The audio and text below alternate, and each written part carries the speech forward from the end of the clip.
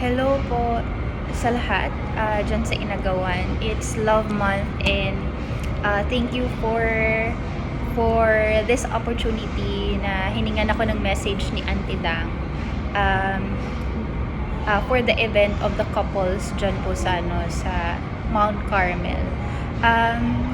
As you know po, ako po ay anak ni Mr. and Mrs. Pablito Lagan, Divina Lagan. And yun po, so, yung message ko po, no, siguro it's not really a message, but to give you an idea what marriage inside Lagan family or Lagan couple is all about. So, marami pong definitions, no? And since, again po, Love Month ngayon, it's February, kumbaga, yung mga tao, very sweet, nagbibigay ng mga bulaklak, nagbibigay ng mga chocolates. So, marami pong definitions ang love. Pero, I like to share this, kumbaga, how Bible describes love. So, love is patient. Sa Corinthians po ito. Love is patient, love is kind. It does not envy, it does not boast, it is not proud, it does not dishonor others. It is not self-seeking. It is not easily angered. It keeps no record of wrongs. Love does not delight in evil, but rejoices with the truth. It always protects, always trusts, and always hopes, always perseveres, and love never fails. So, yun po, kumbaga i-relate ko lang po dito sa meaning of love, no?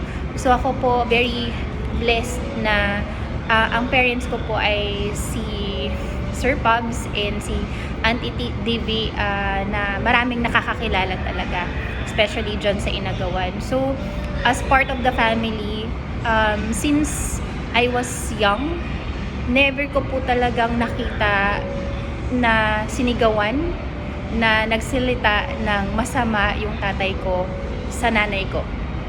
Never ko po silang narinig na nagmura.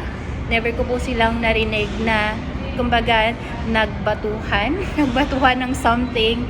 So, and that means po, nakita ko talaga na it does not dishonor others. So, and napapansin ko po no, na nag-aaway naman talaga sila, pero kumbaga patago, or nasa kwarto lang sila, pinag-uusapan nila yung problema nila. Never siyang naging, kumbaga, pisikalan.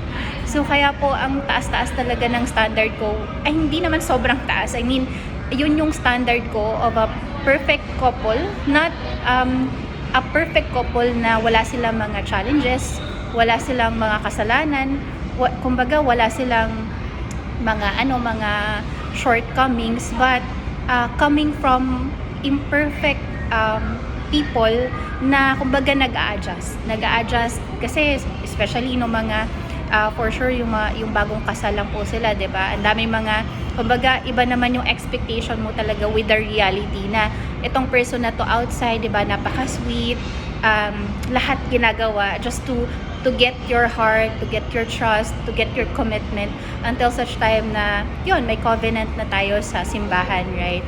So, for sure, ang dami po mga adjustments again, especially at first na 24/7 na kayo magkasama, nakikita mo na kung ano talaga yung kumbaga pagkatao niya talaga. So, and again po dito sa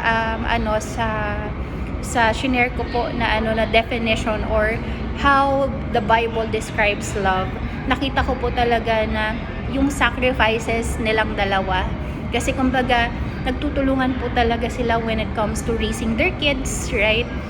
Hindi po naging talagang madali kasi kumbaga, tatlo kami tapos magkasunod pa kami ni Gaygay. Si Ellen Joyce medyo nahuli, pero grabe yung challenges namin talaga when it comes to finances.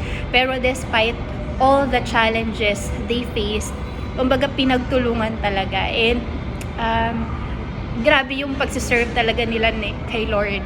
And yun din talaga, sobrang proud kami na despite all the challenges within the family, they continuously gave their heart to really support the community, to really serve the church.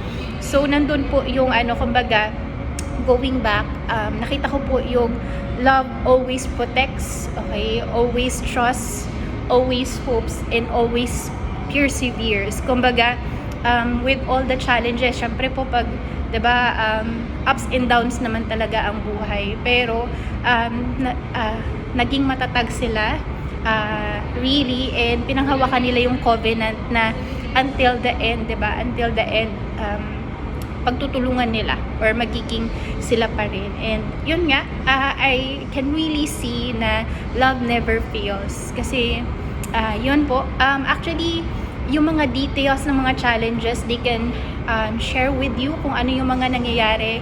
Pero yan, sa perspective ng isang anak, grabe yung sacrifices talaga. Nakita namin kung gaano nila kami pinaglaban when it comes to our education. Sorry, naiiyak ako. Pero, yun po. And this serves as an inspiration na, kumbaga, kasi ang dami namang nangyayari talaga nowadays na maraming hiwalayan, diba? Because of the differences, because of the challenges as well. Pero, meron pa ring mga marriages na lasts a lifetime. And very proud kami, no, in behalf of the Lagan siblings, si Elaine, okay, si Gaygay, and yung mga in-laws ko, si Makmak and si Kat. Very proud talaga kami. And kung hihingan nyo po sila ng mga messages, no, isa lang, parang kumbaga same yung naging experience namin na grabe talaga yung support nila when it comes to finances, when it comes to prayers. Yung nanay ko, kumbaga everyday nagpipray for the success of her kids. And yun, yung heart niya pa rin talaga to really serve kahit na medyo tumatanda na, dun pa rin. Kaya nga recently nung nasa Cebu sila, medyo tumaas yung nagkaroon ng high blood, pero tuloy-tuloy pa rin. So yun lang po. And again po, very grateful ako sa opportunity na to na makapag-message, makapag-share, no, ng experience or makapag-share about our family sa tatay ko, sa nanay ko. Yun po, magandang araw.